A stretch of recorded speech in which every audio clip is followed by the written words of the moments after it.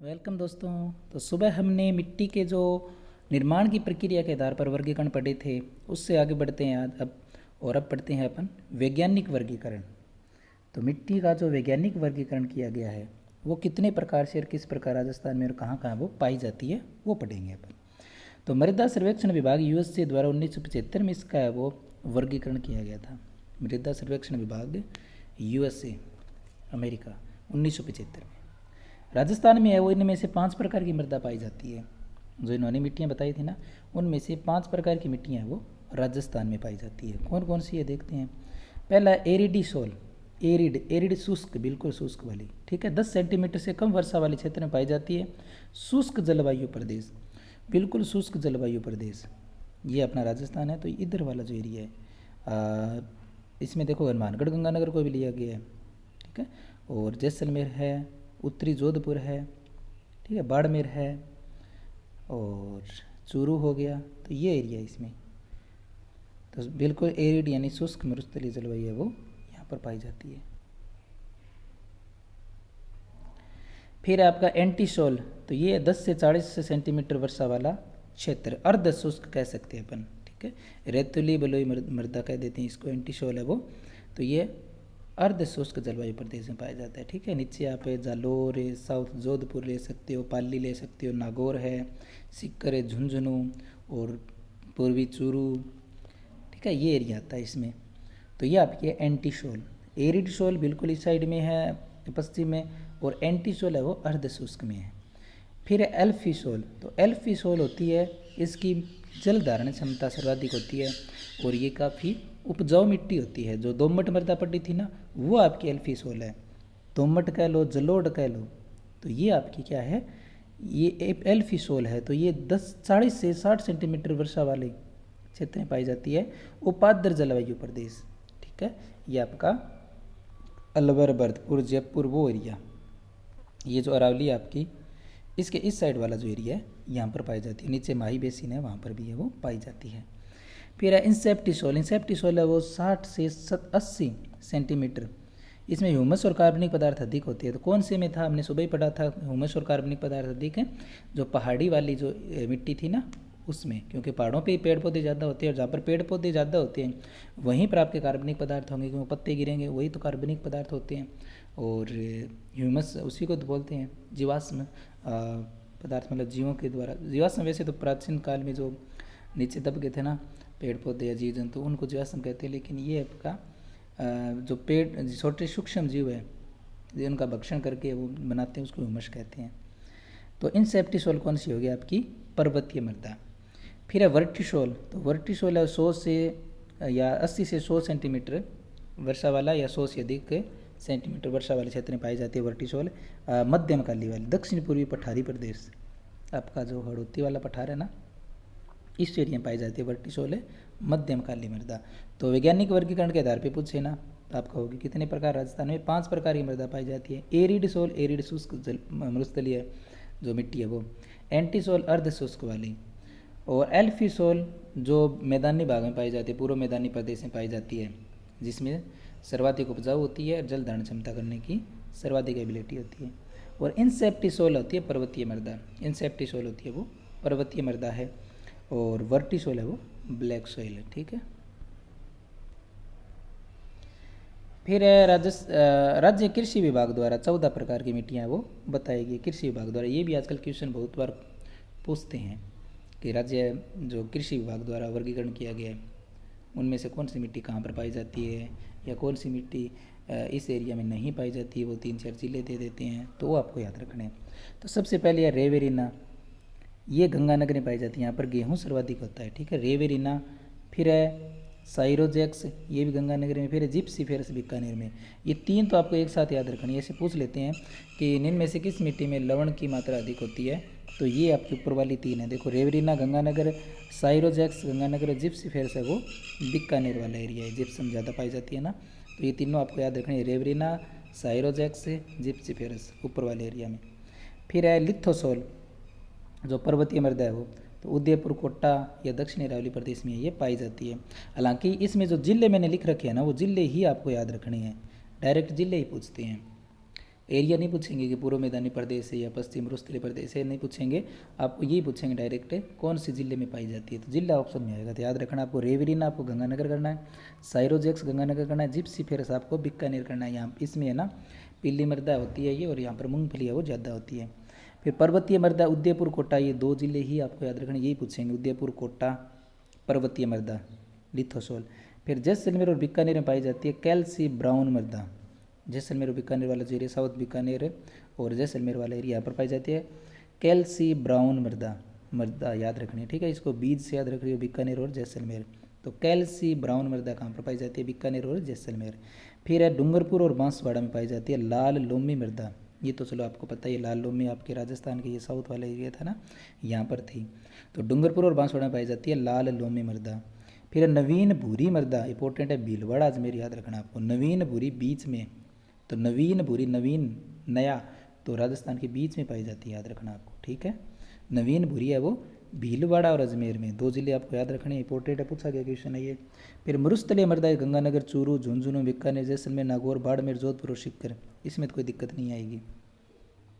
फिर grey brown जलोढ़ मृदा, जो ग्रे ब्राउन पाई जाती है वो पाई जाती है जालोर, पाली, नागौर, अजमेर, सिरोही वाले एरिया में पाई जाती है। आप कह सकते हो इसमें लूणी बेसिन कह सकते हो, वैसे नागौर थोड़ा ऊपर रह गया, लेकिन फिर भी जो मुख्यतः लूणी बेसिन है ना उसमें पाई जाती है ग्रे ब्राउन जलोढ़ मृदा, बहुत बहुत इंपॉर्टेंट है ग्रे ब्राउन। देखो जो नवीन भूरी है वो तो आपको भीलवाड़ा अजमेर, देखो नवीन भूरी भय से भीलवाड़ा याद रखो, नवीन भूरी भीलवाड़ा अजमेर। वैसे हमने पढ़ा था जो भूरी मृदा पढ़ी थी बनास बेसिन पढ़ी थी, है ना, सुबह पढ़ी थी वो। तो सामान्य अगर भूरी मृदा आ जाए या फिर लाल काली मृदा आ जाए तो आपको वो करना है बनास बेसिन। और ऐसे पूछ ले नवीन भूरी मृदा, या कृषि विभाग द्वारा जो वर्गीकरण किया उसमें नवीन भूरी मृदा, तो भय से भीलवाड़ा अजमेर आपको याद रखना है। और फिर ग्रे ब्राउन की बात करें तो ये पाई जाती है जालोर, पाली, नागौर, अजमेर, सिरोही। तो इसमें आपको नागौर अलग से याद रखना है, बाकी आपका ये जो एरिया हो गया ना लूणी बेसिन वाला। फिर है नॉन कैल्शियल भूरी मृदा, ये जयपुर, सीकर, झुंझुनू, नागौर, अजमेर और अलवर वाला एरिया है, ये राजस्थान का इस साइड वाला एरिया है, ठीक है। याद रखना है ग्रे ब्राउन ये नॉन कैल्शियल भूरी मृदा, तो नॉन कैल्शियल भूरी मृदा यहाँ पर पाई जाती है जयपुर वाले एरिया में, जयपुर, सीकर, झुंझुनू 3 जिले याद रखो तो भी बहुत ही बढ़िया है। तो नॉन कैल्शियल भूरी मृदा वो पाई जाती है जयपुर, सीकर, झुंझुनू। फिर है नवीन जलोढ़, देखो नवीन भूरी मृदा भीलवाड़ा, जालोर, अजमेर में थी। और नवीन जलोढ़ की बात करें तो मैंने आपको सुबह बताया था नवीन जलोढ़ वहाँ पर पाई जाती है जहाँ पर नदियाँ आज भी बहती है, और लगभग 12मासी नदियाँ हैं वो, लगभग 12मासी, मतलब सारी तो 12मासी राजस्थान में एक भी नहीं है, लेकिन लगभग जो 12मासी नदियाँ वो, वैसे चंबल को मानते हैं 12मासी, और माही तो बहुत ही कम, मतलब आजकल 12मासी है नहीं। तो नवीन जलोढ़ मृदा वो अलवर, भरतपुर, सवाईमाधोपुर और जयपुर। तो बाणगंगा और आपका जो बनास बेसिन उसके बीच वाला जो दोआब प्रदेश है वो आपको याद रखना है, अलवर, भरतपुर, सवाईमाधोपुर और जयपुर 4 जिले आपको याद रखना है। नवीन जलोढ़ दोआब प्रदेश याद रख लो आप। पिल्ली भूरी की बात करें तो जयपुर, टोंक, सवाईमाधोपुर, भीलवाड़ा, चित्तौड़गढ़, उदयपुर। देखो सीधी पिल्ली मरुस्थलीय मृदा हमने याद की थी, ठीक है। और लाल पिल्ली मृदा हमने नागौर से नीचे, उदयपुर से ऊपर, ये जो बीच वाला एरिया था, ठीक है, ये हमने किया था क्योंकि नीचे लाल है ऊपर पिल्ली है, तो इसके बीच वाला जो एरिया है वो तो वहाँ पर पढ़ी थी हमने सामान्य। तो ये है आपका पिल्ली भूरी मृदा, तो पिल्ली भूरी मृदा आपके जयपुर, टोंक, सवाईमाधोपुर, भीलवाड़ा, चित्तौड़गढ़, उदयपुर। तो इस लगभग वो ये बनास बेसिन वाला एरिया आप याद कर सकते हो, बाकी थोड़ा सा नीचे चित्तौड़गढ़, उदयपुर इसमें और शामिल है। फिर मध्यम काली मृदा है वो हड़ौती प्लस भीलवाड़ा, चित्तौड़गढ़ और भरतपुर। तो ये भी पूछा गया क्वेश्चन है मध्यम काली मृदा। देखो मध्यम काली हड़ौती तो सबको याद है ना, वर्टिसोल जो थी हड़ौती तो आपको याद ही है काली मृदा, इसको रेगूर मृदा या फिर वो कह देते हैं ना कपासी मृदा। तो मध्यम काली भीलवाड़ा, चित्तौड़गढ़, भरतपुर और आपको याद रखना है। फिर मरुस्थल एवं बालुका स्तूप की बात करें जोधपुर, बाड़मेर और जैसलमेर और बीकानेर पाए जाते हैं। मरुस्थल एवं बालुका जो स्तूप पाए जाते हैं, टिल्ले जो पाए जाते हैं जोधपुर, बाड़मेर, जैसलमेर और बीकानेर में पाए जाते हैं। तो इतनी तो याद हो गई होगी, दोबारा देख लो इसको, 2-3 बार पढ़ोगे ना याद हो जाएगी आराम से। रेवरीना साइरोजेक्स गंगानगर में, जिप्सीफेरस बीकानेर, ये तीनों के तीनों लवणीय हैं। फिर है पर्वतीय मृदा उदयपुर, कोटा 2 जिले याद रखने, उदयपुर और कोटा, या दक्षिणी अरावली वाला एरिया। कोटा थोड़ा अलग रह गया, वैसे हड़ौती में रह गया, लेकिन उदयपुर और कोटा आपको याद रखना पर्वतीय मृदा में। और जैसलमेर और बीकानेर पाई जाती है कैल्सी ब्राउन मृदा। तो कैल्सी ब्राउन मृदा बात करें ना जैसलमेर और बीकानेर आपको याद रखना है। और डूंगरपुर बांसवाड़ा पाई जाती है लाल लोमी मृदा, ये तो चलो याद है आपको। नवीन भूरी की बात करें, नवीन भूरी बीच में याद कराई थी आपको भीलवाड़ा और अजमेर में। मरुस्थलीय तो कोई दिक्कत नहीं है, इसमें याद ही है। फिर ग्रे ब्राउन जलोढ़ की बात करें ना, तो ये आपकी पाई जाती है लूणी बेसिन में, प्लस नागौर याद रखना आपको, ग्रे ब्राउन है जलोढ़। फिर नॉन कैल्शियल भूरी, नॉन कैल्शियल भूरी मैंने आपको बताया था इस वाले एरिया में, जयपुर वाला जो एरिया ना, इस वाले एरिया में। तो नॉन कैल्शियल भूरी मृदा पाई जाती है जयपुर, सीकर, झुंझुनू, नागौर, अजमेर और अलवर वाले एरिया में। नवीन जलोढ़ की बात करें तो नवीन जलोढ़ जहाँ पर जो दोआब प्रदेश है, बाणगंगा और बनास बेसिन के बीच वाला जो एरिया है वो, ठीक है। फिर पिल्ली भूरी की बात करें तो जयपुर, टोंक, सवाई माधोपुर, भीलवाड़ा, चित्तौड़गढ़, उदयपुर आपको याद रखना है। मध्यम काली हड़ौती प्लस भीलवाड़ा, चित्तौड़, भरतपुर भी याद रखना है। और मरुस्थल और बालू का स्तूप जोधपुर, बाड़मेर, इसमें तो कोई दिक्कत है ही नहीं। फिर आगे देखते हैं। अच्छा वो हो गए प्रकार, ठीक है। तो ये तो आपके थे कृषि विभाग द्वारा याद रखना है। फिर देखो निर्माण को एक बार पूछ लेते हैं किससे हुआ है। तो जो बलुई मिट्टी का निर्माण हुआ है ना, वो बलुआ पत्थर प्लस ग्रेनाइट चट्टानों से हुआ है। बलुआ पत्थर प्लस ग्रेनाइट चट्टानों के अपक्षरण से हुआ है, ठीक है। और लाल लोमी है वो नीच से शिस्ट और क्वार्टाइज चट्टानों से हुआ है। नीच मैंने आपको बताया था, ग्रेनाइट पुराना हो जाता है जब उसमें नमी के कारण और धूप के कारण, जब उसमें उसका जो अक्षेपण हो जाता है या उसका जो अपर्दन हो जाता है, उसके कारण ये नीच चट्टाने बनती है। नीच से शिस्ट और क्वार्टाइज चट्टाने, ठीक है। क्वार्टाइज वो जो पत्थर पाए जाते हैं वहाँ पर कोट्टा स्टोन कहते हैं, और लाल जो स्टोन होते हैं तो ये क्वार्टाइज होते हैं जो। और नागौरी उच्च भूमि माइका शिस्ट चट्टानों से बनी है। देखो नागौरी उच्च भूमि है जो माइका शिस्ट चट्टाने वहाँ पर पाई जाती है, इसीलिए वहाँ पर है वो झीलें खारी है।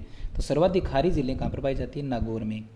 और खारी झीलों का कारण क्या, ये भी क्वेश्चन आया था एक बार कि जो झीलें पाई जाती है राजस्थान में वो लगभग खारी झीलें हैं, तो उनका क्या कारण है, तो उसका कारण है माइका शिस्ट चट्टानों की प्रधानता। तो माइका शिस्ट चट्टानें पाई जाती हैं जो नमकीन होती हैं, इसी कारण उसका पानी है वो खारा होता है, ठीक है।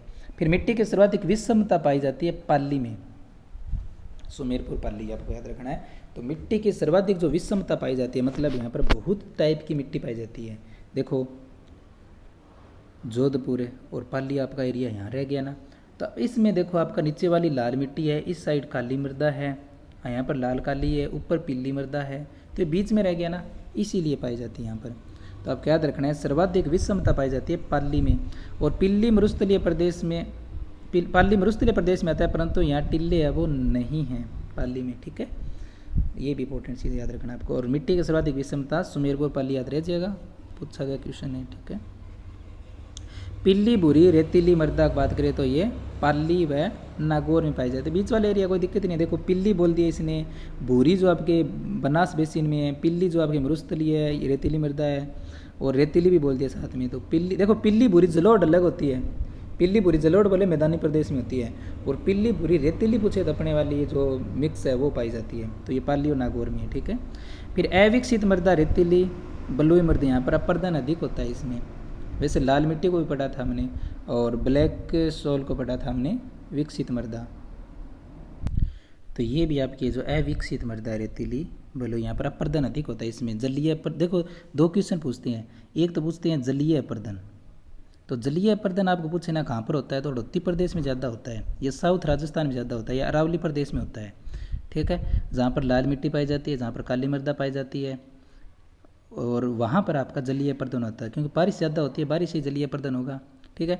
चादरी अपर्दन भी यहीं पर होता है। और ऐसे पूछ लिया आपको कि पश्चिमी जो मरुस्थलीय प्रदेश है, पश्चिमी राजस्थान है, वहाँ पर कौन सा होता है, तो वहीं वायु अपर्दन होता है, ठीक है। तो पूछते हैं वायु अपर्दन सर्वाधिक कहाँ पर होता है, तो पश्चिमी राजस्थान में होता है, ठीक है। तो अविकसित मृदा रेतीली बलुई हो गई, और अल्प विकसित मृदा पर्वतीय मृदा हो गई, ठीक है, जो लाल मिट्टी हमने पढ़ी थी। और यहाँ पर चादरीय अपर्दन होता है, मैंने आपको सुबह बताया था। विकसित मृदा दोमट और जलोढ़ मृदा है, ठीक है। तो दोमट जलोढ़ मृदा है जो आपकी पूर्णतः विकसित मृदा है, और अल्प विकसित आपकी हो गई पर्वतीय मृदा लाल मिट्टी, और अविकसित हो गई रेतीली, ठीक है। फिर है भूरी रेतीली मृदा, ये भी क्वेश्चन पूछा था एक बार। शीरोजम मृदा या धूसर मरु मृदा, तो ये शीरोजम मिट्टी पूछा था एक बार कि शीरोजम मिट्टी है वो कौन से एरिया में पाई जाती है। बाड़मेर, जालोर, जोधपुर, पाली, नागौर, सीकर, झुंझुनू आदि के 36,000 वर्ग किलोमीटर में पाई जाती है ये। यहाँ पर फास्फेट की मात्रा अधिक होती है, ठीक है। तो फास्फेट की मात्रा सर्वाधिक कौन सी में होती है, भूरी रेतीली मृदा में होती है। देखो सीधी भूरी मृदा आ जाए ना, आपको बनास बेसिन करना है, भूरी रेतीली पूछे तब आपको ये जो ऊपर वाला पिल्ली है नीचे भूरी है, तो इसके बीच वाला जो एरिया है वो, ठीक है, बाड़मेर है, जालोर है, जोधपुर है, पाली है, नागौर है, आपको पता है बीच वाला एरिया इधर सीकर है, झुंझुनू है ना, जैसे ये राजस्थान आपका, तो यहाँ पर तो पिल्ली होगी ऊपर में, वो नीचे आपकी देखो यहाँ पर लाल थी, यहाँ ब्लैक थी, जो उत्तर प्रदेश है वहाँ पर, यहाँ पर लाल पिल्ली हो गई, और ये जो बनास बेसिन है यहाँ पर भूरी हो गई। तो ये जो एरिया बचता है आपका पूरा का पूरा, ये सीकर, झुंझुनू, चूरू, यहाँ पर नागौर है, बाड़मेर है, जोधपुर है, पाली है, तो ये जो एरिया बचता है यहाँ पर है ये, ठीक है। तो रेतीली भूरी मृदा कई बार पूछ लेते हैं, या भूरी मृदा बनास करनी है, रेतीली भूरी आपको ये एरिया करना है, ये तो इंपॉर्टेंट चीज़ है। और दूसरी चीज़ ये पूछते हैं सीरोजम मृदा, तो सीरोजम मृदा यही होती है, ठीक है। और फास्फेट की मात्रा यहाँ पर सर्वाधिक होती है, इंपॉर्टेंट ये चीज़ है। हमने पढ़ा था नाइट्रोजन स्थिरीकरण किस में होता है, दोमट मृदा या जलोढ़ मृदा में होता है, और इसी कारण वो ज़्यादा उपजाऊ होती है, ये भी इंपॉर्टेंट चीज़ थी। और जो आयरन की मात्रा पाई जाती है, आयरन ऑक्साइड वो लाल मृदा में था, है ना। एल्यूमिनियम और आयरन के जो ऑक्साइड पाई जाती है वो ब्लैक मिट्टी में था, ठीक है। ऐसे क्वेश्चन भी है वो पूछ लेते हैं। फिर है लाल रेतीली मृदा, तो नागौर, जोधपुर, पाली, जालोर, चूरू व झुंझुनू लाल रेतीली की बात कर रही है। मतलब अपने जैसे अपन कहते हैं हनुमानगढ़ गंगानगर वाले कहते हैं कि हमारे भी लाल मृदा है, तो हमारी जो लाल मृदा है ना वो लाल मृदा नहीं है जो साउथ में पाई जाती है, वो लाल मृदा अलग ही है। अपने वाली लाल मृदा है ना उसमें आपको पता है थोड़ी मिक्स होती है रेतीली मृदा, इसलिए अपने वाली है वो लाल रेतीली मृदा है, पूर्णतः लाल मिट्टी नहीं है। तो ये नागौर है, जोधपुर है, पाली है, जालोर है, चूरू है, झुंझुनू है, ठीक है, हनुमानगढ़ गंगानगर में भी है। तो ये लाल रेतीली मृदा है, न कि लाल मिट्टी, ठीक है। फिर आपकी पिल्ली भूरी रेतीली, नागौर, पाली मैंने ऊपर आपको बता ही दिया। फिर है खारी मृदा, तो बाड़मेर, जैसलमेर, बीकानेर, नागौर इन एरिया में वो खारी मृदा पाई जाती है। वैसे लूणी बेसिन वाला जो बनास है, लूणी बेसिन वाला जो जो एरिया है, ठीक है, उस एरिया में पाई जाती है खारी मृदा। और मैंने आपको बताया जो बीकानेर में पाई जाती है जिप्सीफेरस से, वो भी आपकी एक लवणीय मृदा है। और पीली मिट्टी आपको बोल देना तो उसमें भी लवण की मात्रा अधिक होती है, जो रेतीली मृदा है वो। फिर राजस्थान का 20% भाग है वो बंजर है, ये क्वेश्चन भी एक बार पूछा गया है कि राजस्थान का लगभग कितना प्रतिशत भाग है वो बंजर है, यानी यहाँ पर है वो उपजाऊपन नहीं है इन मिट्टी में, तो ये आपका 20% भाग आता है। फिर है निक्षालन क्या होता है, तो वर्षा जल का रिसते हुए जमीन के नीचे की ओर जाना निक्षालन कहलाता है, ठीक है। जैसे यहाँ पर बारिश हुई और फिर मिट्टी उसको अब्जॉर्व कर लेती है, धीरे धीरे पानी है वो नीचे चला जाता है और भंडारित हो जाता है, और फिर है वो कुएँ वगैरह खोद के उसको निकाल लेती हैं, तो इसको निक्षालन कहते हैं। अवक्षालन क्या होता है या कह सकता हो, तो देखो निक्षालन नीचे बैठना, अवक्षालन उसका उल्टा हो गया। तो अधिक तापमान में जमीन के नीचे जिप्सम पट्टी के कारण वर्षा जल के वाष्पन के साथ जमीन से खनिज लवण जमीन की ऊपरी परत तक आ जाना, पश्चिम मरुस्थल में मिट्टी की अम्लीयता क्षारीयता का कारण यही मुख्यतः है। तो पूछ लेते हैं कि पश्चिम मरुस्थल में मिट्टी की लवणता की या क्षारीयता के प्रमुख कारण क्या है, तो कैसे कतव, ठीक है। या फिर पूछ सकते हैं उच्च कैसे कतव की घटना या फिर एक अवक्षालन की घटना कौन से एरिया में पाई जाती है जहाँ पर उच्च तापमान हो और कम वर्षा हो, ठीक है। मैंने आपको बताया जैसे ये आपकी ज़मीन है और पानी अब्जॉर्व हुआ नीचे, अब इंदिरा गांधी नहर परियोजना वहाँ पर ज़्यादा पाई जाती है क्योंकि वहाँ पर सिंचाई होती है, और सिंचाई होने के बाद अपने यहाँ रेतीली मिट्टी है तो वो पानी नीचे जाएगा, और थोड़ी सी नीचे जाने पर यहाँ पर जिप्सम की पट्टी है। अब ये जिप्सम की पट्टी आ गई यहाँ पर, ये नीचे नहीं जाने देगी पानी को, यहाँ पर स्टोर हो गया। अब क्या होगा, धूप पड़ेगी, यहाँ पर तेज़ टेम्परेचर होता है तो वो अवाष्पित होगा पानी, वाष्पित होगा पानी तो नीचे से ऊपर आएगा फिर पानी धीरे धीरे, इसी को कैसे कतव कह देते हैं, ठीक है। ये ऊपर आएगा पानी, ऊपर आएगा तो यहाँ नीचे से वो लवण अपने साथ लेके आएगा, और लवण यहाँ पर वो जमा हो जाता है जिससे ये खारी हो जाती है मिट्टी, और सेम भी इसी के कारण वो होती है, सेम की समस्या। फिर सन्निघर्षण क्या होता है, सन्निघर्षण मृदा के कण जब आपस में जल या वायु के द्वारा टकराते हैं, सन्निघर्षण कहलाता है। और अपघर्षण क्या होता है कि वायु या जल द्वारा धरातल का ऊपरी भाग घिसना, ये कहलाता है अपघर्षण। अप मतलब ऊपर से आप याद कर लो कि अपघर्षण ऊपर वाली जो परत होती है वो घिस जाती है, मिट्टी हवा चलती है या पानी के द्वारा चट्टाने अपन देखते हैं ना, चट्टाने वो ऐसे कटी फटी हो जाती है, तो वो होता है आपका अपघर्षण। और सन्निघर्षण होता है कणों का आपस में टकराना, पानी के बहाव के कारण टकरा सकते हैं और वायु के द्वारा भी टकरा सकते हैं। फिर अपसल्कन, देखो सल्कन क्या होती है, सल्कन मतलब ये परतें, प्याज के जैसे परतें होती है वैसे, तो अपसल्कन प्याज की तरह धरातल की ऊपरी परतों का इसको पर्तीय अपरदन भी कह देते हैं। नष्ट होना पर्वतीय प्रदेशों में ज़्यादा होता है। तो पर्तीय अपरदन मैंने आपको बताया था, जो लाल मिट्टी होती है वो इसी के कारण बनी है। जैसे पहाड़ है, मान लो पानी बारिश हुई, पानी तेज़ी से नीचे की ओर बहेगा और नीचे की ओर बहेगा तो यहाँ पर जो ज़मीन है ना उसके ऊपर वाली जो है ना परत है वो पानी के साथ बह जाएगी। ठीक है, इसी को कहते हैं चादरीय अपरदन या अपसल्कन। तो ये तीनों चीज़ याद होगी ना। ये भी होगी सन्नी घर्षण हो गया आपस में टकराना, अपघर्षण वायु या जल द्वारा, और अपसल्कन हो गया ऊपर वाली परत हट जाना, और अवक्षालन या आकस्मिकता वो नीचे का पानी ऊपर आ जाना, और साथ में लवण ले आता है जिससे लवणीय मिट्टी बन जाती है। और निक्षालन क्या होता है, पानी नीचे बैठना। ठीक है,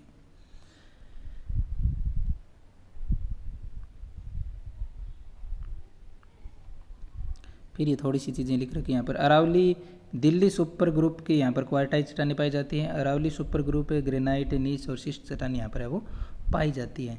तो दिल्ली सुपर ग्रुप है वहाँ पर तो क्वार्टाइट चट्टानें पाई जाती है, और जो अरावली सुपर ग्रुप है वहाँ पर ग्रेनाइट और नीस। देखो ग्रेनाइट और नीस शिस्ट चट्टानें क्यों पाई जाती है, क्योंकि नीस चट्टानें और शिस्ट चट्टानें देखो ये होती है अपने पुरानी हो जाती है वो। अब अरावली आपको पता है सबसे प्राचीन पर्वत श्रृंखला है विश्व में भी, इतनी प्राचीन है। ठीक है, तो धीरे धीरे इसका अपरदन हुआ है, इसके कारण यहाँ पर प्राचीन है वो ग्रेनाइट चट्टानें पाई जाती है। और जालोर और बाड़मेर में रायोलाइट है वो ग्रेनाइट चट्टानें वो पाई जाती है। ठीक है, और आबू में ग्रेनाइट पाई जाती है। ठीक है, फिर मृदा स्वास्थ्य कार्ड, ये कब बना था, 19 फरवरी 2015 में सूरतगढ़ गंगानगर से शुरू हुआ था। बहुत बार पूछा गया क्वेश्चन है। 19 फरवरी 2015 को मृदा स्वास्थ्य कार्ड शुरू हुआ था। केंद्र और राज्य सरकार का अनुपात इसमें 75-25 है, ये भी पूछ लिया गया है। उद्देश्य भूमि में आवश्यकता अनुसार उर्वरकों का उपयोग करके कृषि उत्पादन बढ़ाना व मृदा की जांच करना। थीम था स्वस्थ धरा खेत हरा, ये भी पूछा गया क्वेश्चन है। तो मृदा स्वास्थ्य कार्ड 19 फरवरी 2015 सूरतगढ़ गंगानगर से शुरू हुआ था। और केंद्र और राज्य सरकार का अनुपात कितना है, 75-25 है। और इसके अलावा देखो एक 76-24 भी है। किसका है 76-24, वो आप बताओ, रिफाइनरी का है क्या, या 75-26 है, लिख के बताना आप कमेंट्स में। तो ये 75-25 है। ठीक है, उद्देश्य इसका भूमि में आवश्यकता अनुसार उर्वरकों का उपयोग करके कृषि उत्पादन बढ़ाना व मृदा की जांच करना। और इसके थीम भी पूछी गई है स्वस्थ धरा खेत हरा। फिर राजस्थान भूमि विकास निगम की स्थापना हुई थी 1975 में। इसका उद्देश्य था बंजर भूमि का विकास, कृषि उत्पादन में वृद्धि। तो राजस्थान भूमि विकास निगम की स्थापना हुई थी 1975 में। फिर राष्ट्रीय व राज्य लैंड यूज बोर्ड तथा राष्ट्रीय लैंड रिसोर्सेज कंजर्वेशन व डेवलपमेंट कमीशन का संबंध किससे है, तो बंजर भूमि के उचित उपयोग से है। एकीकृत बंजर भूमि विकास कार्यक्रम चला था 1992-93 में। तो ये भी क्वेश्चन पूछे गए हैं, इसीलिए मैंने लिख रखे हैं। तो आपको याद क्या रखना है कि राष्ट्रीय व राज्य लैंड यूज बोर्ड तथा राष्ट्रीय लैंड रिसोर्सेज कंजर्वेशन व डेवलपमेंट कमीशन का संबंध किससे है, तो बंजर भूमि के उचित उपयोग से है। ठीक है, बंजर भूमि वहाँ पर जैसे सोलर प्लांट लगा दिया या फिर ऐसे पौधे लगाए जो इस प्रकार की ज़मीन में विकसित हो सकते हैं। ठीक है, तो ये चीज़ें यहाँ पर। और एकीकृत बंजर भूमि विकास कार्यक्रम चलाया गया था 1992-93 में। बहुत इंपॉर्टेंट है। राजस्थान के कितने जिलों में, तो 18 जिलों में संचालित था। तो एकीकृत बंजर भूमि विकास कार्यक्रम 1992-93 में 18 जिलों में चला था। राजस्थान में भूमि सुधार नीति का उद्देश्य भूमि संबंधी शोषण व सामाजिक अन्याय के समस्त तत्वों का विलोपन। ये भी क्वेश्चन आया है। तो पूछा गया था कि राजस्थान में भूमि सुधार नीति जो आती है, नीति जारी करती है सरकार, तो राजस्थान में भूमि सुधार नीति का उद्देश्य क्या था, तो भूमि संबंधी शोषण व सामाजिक अन्याय के समस्त तत्वों का विलोपन यानी खत्म करना था, ये इसका उद्देश्य था। फिर राजस्थान काश्तकार संरक्षण अधिनियम 1949 भूमि का मालिकाना हक देना। तो राजस्थान काश्तकार संरक्षण अधिनियम 1949 का क्या था, इसका यह पूछ सकते हैं कि राजस्थान काश्तकार संरक्षण अधिनियम कब आया था, 1949 में। इसका उद्देश्य क्या था, तो भूमि का मालिकाना हक देना। राजस्थान उपज लगान अधिनियम 1951, तो लगान नियंत्रण करना। तो राजस्थान उपज लगान अधिनियम कब बना था, 1951 में। राजस्थान भूमि सुधार व जागीर पुनः ग्रहण अधिनियम ये 1952 में बना था। तो राजस्थान काश्तकार वाला पूछे तो 1949 में। राजस्थान भूमि सुधार व जागीर पुनः ग्रहण अधिनियम 1952। वैसे भूमि सुधार बिल 52 में आया था। जागीरदारी प्रथा का अंत करना था इसमें। ठीक है, और 55 में काश्तकारी अधिनियम आया था। देखो काश्तकार संरक्षण अधिनियम 1949 है, लेकिन काश्तकारी अधिनियम बहुत बार पूछा गया 1955 में। और राजस्थान भूमि सुधार वाला तो ये पूरे इंडिया में आया था 1952। ठीक है, फिर है रासायनिक दृष्टि से मिट्टी के प्रकार कितने, 4 हैं। बारीक कणों वाली जिसको क्ले कह देते हैं, जैसे चिकनी मिट्टी है, काली मिट्टी है या फिर लाल मिट्टी है। तो बारीक कणों वाली क्ले, मध्यम मोटे कण वाली होती है, एक होती है मध्यम कणों वाली और एक होती है मोटे कणों वाली, जिसको रेत कहते हैं। बलुई मिट्टी जैसी है, बलुई रेत कहीं ज़्यादा बेटर रहता है, ठीक है, मोटे कणों वाली। निर्माण के आधार पर मिट्टियों के प्रकार, देखो निर्माण प्रक्रिया के आधार पर हमने पढ़े थे वो, ये निर्माण के आधार पर है। स्थानीय मिट्टी, अपरदन, अपक्षय के कारण मूल स्थान पर रहना, ठीक है। जैसे आपकी काली मिट्टी बनी है, वहाँ पर लावा था, लावा टूट टूट के काली मिट्टी बन गई। लाल मिट्टी है, पहाड़ों पर जो पानी से रिसता है और साथ में वो आयरन ऑक्साइड लेके आता है, जिससे वो काली मिट्टी का निर्माण हुआ था चादरीय पर्दन के कारण, लाल मिट्टी का, सॉरी, ठीक है। तो ये भी आपकी ये स्थानीय मिट्टी है।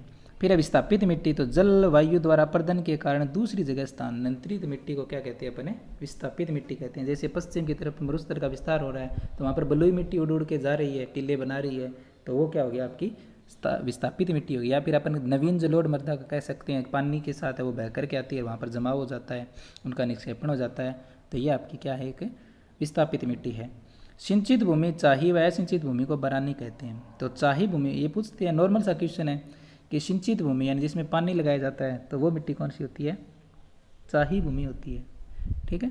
और असिंचित को बरानी कहते हैं। वैसे सिंचित सिक्त शब्द होता है ना, शुद्ध शब्द तो सिक्त होता है, हिंदी में अगर शुद्ध शब्द आ जाए तो सिंचित अपभ्रंश है। फिर आगे देखते हैं, राजस्थान का सिंचित है, देखो 20% भाग हमने पढ़ा था बंजर है ना। चाहे वो चंबल वाला एरिया उसमें शामिल हो सकता है, चाहे आपका ऐसा पहाड़ी वाला एरिया और पठारी वाला एरिया, मरुस्थल वाला एरिया, तो जहाँ पर कृषि नहीं की जा सकती वो बंजर था 20%। और सिंचित क्षेत्र कितना है, 61 लाख हेक्टेयर है, 31.90% है वो सिंचित क्षेत्र है, 31.90%, यानी लगभग आप 32% कह सकती हो। 32% ही सिर्फ आपका सिंचित क्षेत्र है, बाकी सारा बरानी है। असिंचित हो गया 68.10%, बंजर 20%, ठीक है। तो ये भी आपको याद रखना है, सिंचित क्षेत्र आपका सिंचित क्षेत्र आपका सिर्फ 31.90% है और असिंचित 68.10% है, ठीक है। और फिर आपका आगे सामान्य मिट्टी प्रयोगशाला आपकी जयपुर में है और समस्याग्रस्त मिट्टी प्रयोगशाला जोधपुर में। देखो पहले मिट्टी प्रयोगशाला जोधपुर में स्थापना हुई थी मिट्टी प्रयोगशाला की, और फिर बाद में जयपुर में बनाई गई। तो जो नई है वो जयपुर में है और समस्याग्रस्त मिट्टी प्रयोगशाला पूछ रहे तो जोधपुर में ही है। राजस्थान में केंद्रीय भू संरक्षण बोर्ड कार्यालय तो कोटा और जोधपुर में है। इसकी 1953 में स्थापना हुई थी, नई दिल्ली में इसका मुख्य है। और राजस्थान में बात पूछे, इनका कार्यालय पूछे ना, राजस्थान में केंद्रीय भू संरक्षण बोर्ड कार्यालय कहाँ पर है, एक तो कोटा में है और एक जोधपुर में है। इंपॉर्टेंट है, याद रह जाएगा ना। देखो अरावली के एक इस तरफ है कोटा में, एक अरावली के इस तरफ है जोधपुर में, ठीक है। फिर राजस्थान की प्रथम मृदा परीक्षण प्रयोगशाला थी, मैंने आपको बताई थी, जोधपुर में, और अभी जयपुर में हुई है। फिर है दमासा ट्रोफोसिया परप्यूरिया, ये खरपतवार है, सर्वाधिक है वो जयपुर में है दमासा, ठीक है। तो ये खरपतवार है आपकी ट्रोफोसिया परपुरिया, इसको धमासा भी कह देते हैं, और ये जयपुर में। वैसे गाजर घास है जिसको कांग्रेस घास कहते हैं, वो भी जयपुर में है ना। एक बीजेपी घास कहते हैं, वो आपका सिक्कर झुंझुनू वाले एरिया में है। और फिर है लिल्ली, सिरमा, सूकली, रांकड़, ये मेवाड़ की मिट्टियों के नाम है। एक कुछ पूछे गए क्वेश्चन है वो मैंने लिख रखे हैं। लिल्ली मिट्टी है वहाँ पर पाई जाती है, सिरमा, सूकली, रांकड़, ये सारी की सारी मेवाड़ में मिट्टियाँ। देखो स्थानीय नाम है इनके, वैज्ञानिक वर्गीकरण नहीं है ये, वहाँ पर स्थानीय नाम है इन मिट्टियों के। तो रांकड़ हो गया, सूकली हो गया, सिरमा हो गया, लिल्ली हो गया, तो ये मेवाड़ में मिट्टियों के नाम है। मरुस्थलीय वृक्षारोपण एवं अनुसंधान केंद्र 1952 में जोधपुर में स्थापना हुई थी, बहुत इंपॉर्टेंट है। मरुस्थलीय वृक्षारोपण एवं अनुसंधान केंद्र 1952 जोधपुर। सर्वाधिक बंजर भूमि है वो जैसलमेर में है भाई, सबको पता है, इसीलिए वहाँ पर जनसंख्या या जनघनत्व है वो सबसे कम है। सर्वाधिक प्रति भूमि है वो जोधपुर में है, और अभी वर्तमान में बीकानेर में सर्वाधिक, ठीक है। देखो प्रति भूमि और ये बंजर भूमि क्या होता है। देखो प्रति अपर्दन तो मैंने आपको बताया, चादरीय पर्दन, प्रति अपर्दन, ऊपर वाली जो परत है वो पानी के कारण बह जाती है। और ये प्रति भूमि का मतलब होता है जहाँ पर खेती की जा सकती है लेकिन बारिश के चलते वो खेती नहीं कर सकते, बारिश वहाँ पर नहीं हो रही, इसीलिए तो प्रति भूमि होती है। चाही भूमि जहाँ जिसमें अपन पानी डालते हैं, पानी लगाते हैं, तो वो चाही भूमि होगी, और जिसमें पानी नहीं लगाते वो आपकी बरानी होगी। और ऐसी भूमि जहाँ पर कृषि की जा सकती है, देखो बंजर भूमि है जो 20% है उसमें कृषि नहीं कर सकते, वो या तो लवणीय है, बिल्कुल क्षारीय है, या फिर ऐसी चट्टानी है, या फिर ऐसे आपका जो चंबल वाला जो एरिया है, इस प्रकार का जो एरिया है खदानी है वहाँ पर, तो वो आपकी बंजर भूमि आती है। लेकिन इस प्रकार की भूमि जो समतल है जहाँ पर कृषि की जा सकती है, लेकिन पानी के अभाव के कारण या बारिश के अभाव के कारण पानी कृषि नहीं की गई है, फसल नहीं बोई गई है, तो वो प्रतिभूमि है। तो प्रतिभूमि सर्वाधिक पहले जोधपुर में थी, वर्तमान में न्यू डाटा के अनुसार वो बीकानेर में है। यहाँ पर लगाए गए थे खेजड़ी व इजरायली बबूल लगाए गए थे मरुस्थल को कम करने के लिए। इजरायली बबूल अपने जो लगे रहते हैं ना, इनकी ना लकड़ी काम की होती है ना कुछ और, तो ये सबसे ये जो खेजड़ी तो सब बहुत बढ़िया काम की होती है। देखो एक तो बबूल होते हैं सामान्य, जिसके बड़े बड़े कांटे होते हैं और उसके छोटे छोटे ऐसे येलो येलो फूल भी लगते हैं, सुंदर सुंदर छोटे छोटे लगते हैं ऐसे, ठीक है, वो है काम की। उसके तो आपको पता है ये टूथपेस्ट वगैरह में भी यूज़ करते हैं और दातुन भी यूज़ करते हैं उसकी, वो तो है बबूल। ये इजरायली बबूल होती है, आपने देखी होगी, इसके ऐसे ऐसे फलियाँ सी लगती है ऐसी मुड़ी हुई, और ये गंदी होती है, इसके मतलब लकड़ी वगैरह कुछ काम की नहीं होती। ये राजीव गांधी जी के टाइम हेलीकॉप्टर से इसको छिड़का गया था इसके बीज, क्योंकि ये बहुत ही कम पानी में वो हो जाती है। तो अब पता चला ये दूसरी को ख़राब कर रही है, तो इसका अभी विनाश कर रही है इनका, इजरायली बबूल है वो ख़त्म कर रही है इनको। और एक जो सफ़ेदा होता है उसको भी वृक्षों का आतंकवादी कहते हैं, क्योंकि वो अपने आसपास का सारा पानी वो शोषित कर लेता है। तो ये भी एक ऑस्ट्रेलियाई पौधा है, सफ़ेदा अपने इंडिया का नहीं है, यूकेलिप्टस कहते हैं ना। तो ये इसलिए लाया गया था, अपने जो इंदिरा गांधी नहर परियोजना है ना, यहाँ पर सेम की समस्या आई, तो इसके 4 और सफ़ेदे लगाए गए ताकि ज़्यादा से ज़्यादा पानी को ऑब्जर्व कर सके। वो ज़्यादा से ज़्यादा पानी को ऑब्जर्व करेंगे तो वहाँ पर सेम की समस्या नहीं आएगी। लेकिन वैसे सामान्य अपन नहीं लगा सकते इनको, क्योंकि मिट्टी का ज़मीन का पानी है वो। अभी हरियाणा में देखा होगा आपने, हरियाणा में भी जहाँ पर ज़्यादा पानी देते हैं ना, जहाँ चावल वगैरह होते हैं, तो वहाँ पर सफ़ेदे लगाते हैं ऐसे लाइनों में। क्यों लगाते हैं? ताकि मिट्टी है वो दलदली न हो जाए, ताकि वो पानी लगातार अवशोषित करते रहें। फिर है सर्वाधिक व्यर्थ पठारी भूमि है वो राजसमंद में है। तो सर्वाधिक प्रतिभूमि बीकानेर, सर्वाधिक व्यर्थ पठारी भूमि राजसमंद, सर्वाधिक कृषि योग्य भूमि गंगानगर में। गंगानगर में लगभग 98% भाग है वो सिंचित है, तो यहाँ पर है वो सर्वाधिक कृषि योग्य भूमि है। न्यूनतम कृषि योग्य भूमि है वो राजसमंद में। सर्वाधिक व्यर्थ पठारी, न्यूनतम कृषि योग्य भूमि राजसमंद, सर्वाधिक कृषि योग्य भूमि गंगानगर, सर्वाधिक प्रति है वो बीकानेर। फिर आपका आता है मृदा अपर्दन, इसको बोलते हैं रेंगती हुई मृत्यु या किसान की मौत। ये भी पूछा गया क्वेश्चन है कि किसान की मौत या रेंगती हुई मृत्यु किसे कहते हैं? मृदा अपर्दन को। मृदा अपर्दन मतलब मृदा का धीरे धीरे खत्म होना या ऊपर वाली जो उपजाऊ भूमि जो मिट्टी है उसका दूसरी जगह चले जाना। तो मृदा अपर्दन देख तो लेकिन इस प्रकार से होता है। वायु अपर्दन तो पश्चिमी राजस्थान में होता है, राजस्थान में सर्वाधिक होता है ये वायु अपर्दन। उपाय मेड़बंदी की जा सकती है, वृक्षारोपण किया जा सकता है, कृषि वानिकी की जा सकती है, मतलब कृषि वानिकी मतलब वन लगाए जा सकते हैं। कृषि वानिकी का मतलब होता है पेड़ एक बहुत बड़े एरिया में लगाना और फिर उनको अब बेच देना काट के और फिर और लगाना, मतलब इस प्रकार से वो कृषि करना। और अति चारण पर रोक लगाना, मतलब पशुओं के ज़्यादा चारण पर है वो रोक लगाना। वेदिका कृषि को है वो बढ़ावा देना। शुष्क कृषि, देखो ये शुष्क कृषि बहुत इंपॉर्टेंट है।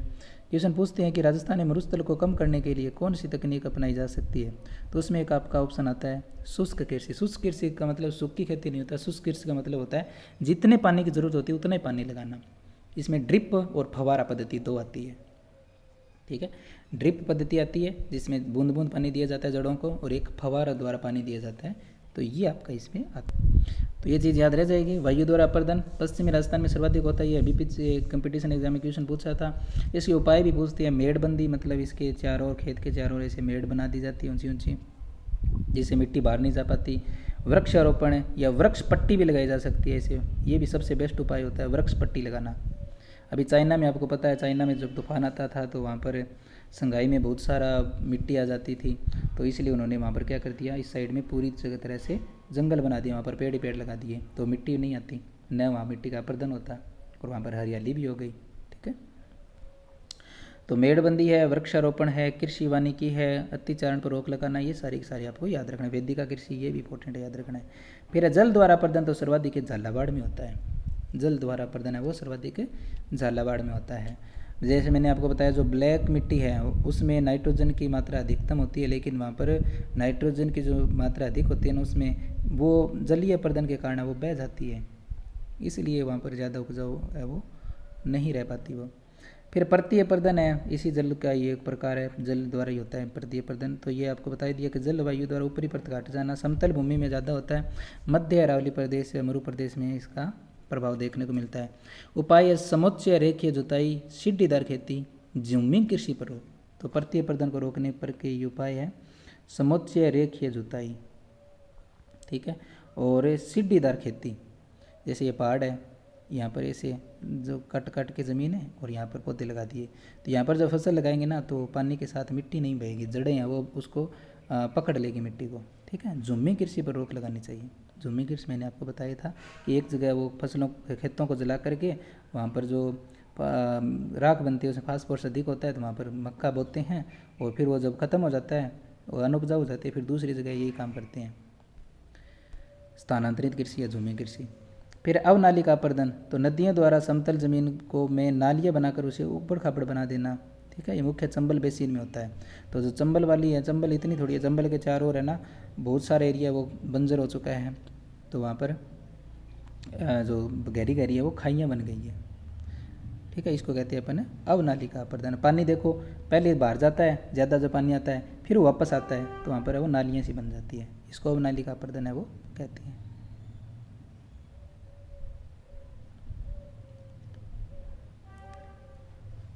बीहड़ जो एरिया है वो देखो, ये थोड़ा सा बता दूं मैं, एक होता है बीड़ और एक होता है बीहड़। जो बीहड़ वाला एरिया है ना ये तो पाया जाता है चंबल वाला एरिया, जो कोटा है आपका, कोटा से धौलपुर तक ये जो एरिया है ना हड़ौती वाला, ये आगे जो आपका सवाई माधोपुर है, करौली है, धौलपुर है, ये जो एरिया है ना यहाँ पर बीहड़ पाई जाती हैं। तो जो चंबल के जो बड़े बड़े यहाँ पर दरारें पाई जाती है अवनालिका अपर्दन के कारण, वो तो है बीहड़। और बीड़ है ना ये झुंझुनों में घास के मैदानों कहते हैं, या फिर अपने ऊपर वाला जो एरिया ना शेखावाटी वाला एरिया कह सकते हो, वहाँ पर जो घास के मैदान होते हैं उनको बीड़ कहते हैं और बीहड़ उसको कहते हैं, ठीक है। अवनालिका अपर्दन हो गया। और फिर है हिमानी अपर्दन, ये चादरी अपर्दन है, ये हिमालयी क्षेत्रों में होता है, ठीक है। राजस्थान में मुख्यतः सिरोही में होता है, मतलब ये बर्फ़ जम जाती है और फिर वो पिघलती है तो उसके कारण होता है। फिर है सेम की समस्या, तो हनुमानगढ़, गंगानगर, जालोर, बाड़मेर, नागौर इतने ज़िलों में होती है। हनुमानगढ़ में है, गंगानगर में है, जालोर में है, बाड़मेर में है और नागौर में है। हनुमानगढ़ बड़ोप्पल में सर्वाधिक पाई जाती है, बड़ोप्पल में और रावतसर में, ठीक है। और इधर बाड़मेर में बालोतरा में पाई जाती है। यहाँ पर इस सेम की समस्या को मिटाने के लिए इंडो डच कार्यक्रम है वो चलाया गया था। उपाय, नहरों की मरम्मत की जानी चाहिए, मतलब पानी नीचे ना रिसे, यूकेलिप्टस यानी सफ़ेदा वो लगाना चाहिए, और ड्रिप सिंचाई, ड्रिप मतलब बूंद बूंद पद्धति वाली सिंचाई करनी चाहिए, ऐसे नहीं कि कम पानी की जरूरत है और ज़्यादा लगा दिया। और जिप्सम वगैरह लवणीय मृदा में वो डाली जा सकती है। क्षारीय मृदा, तो इसके लिए क्या कर सकते हैं, जिप्सम, रॉक फास्फेट, पोटास, ग्वार गम का यूज़ कर सकते हैं। ये क्वेश्चन पूछते हैं, इंपॉर्टेंट है तो आपको याद रखना है। मैंने सारे एक साथ लिख रखे हैं, ये कहीं नहीं मिलेंगे आपको एक साथ लिखे हुए, तो एक साथ याद रखो आप कि क्षारीय मृदा है उसके उपचार के लिए अपन क्या क्या डालते हैं उसमें, जिप्सम डालते हैं, रॉक फास्फेट डालते हैं, पोटास डालते हैं, ग्वार गम डालते हैं। अम्लीय भूमि के लिए, अम्लीय भूमि के उपचार के लिए चूना डालते हैं क्योंकि चूना क्षारीय होता है, जिंक का चूर्ण डालते हैं, जैविक खाद जो अम्लीय होती है ये डालते हैं, ठीक है। बहुत इंपॉर्टेंट है, इसमें से एक क्वेश्चन आ ही जाता है। तो क्षारीय मृदा के उपचार के लिए gypsum, rock phosphate, potash, guar gum, और अम्लीय मृदा के उपचार के लिए चूना, जिंक चूर्ण और जैविक खाद, ठीक है। और बाकी इसके अलावा और भी अगर कोई क्वेश्चन हो तो आप ज़रूर पूछना। मैंने लगभग मैंने ना बहुत सी जगह से ढूंढ के इनको लिखे हैं, जब मैं तैयारी करता था तब के लिखे हुए हैं, तो आपके साथ मैंने शेयर किए हैं। और फिर भी अगर आपको इसमें कुछ ना कुछ ऐसा लगता है कि ये डाउट वाला है तो आप वो कमेंट्स में ज़रूर बताइएगा। ज़्यादा से ज़्यादा शेयर ज़रूर करना, और सब्सक्राइब नहीं किया तो वो भी कर लेना, क्योंकि मैं ऐसी इंपॉर्टेंट क्लासें वो आपके लिए डालता रहूँगा अगर आपकी तरफ से मुझे रिस्पॉन्स मिलेगा तो, ठीक है। धन्यवाद।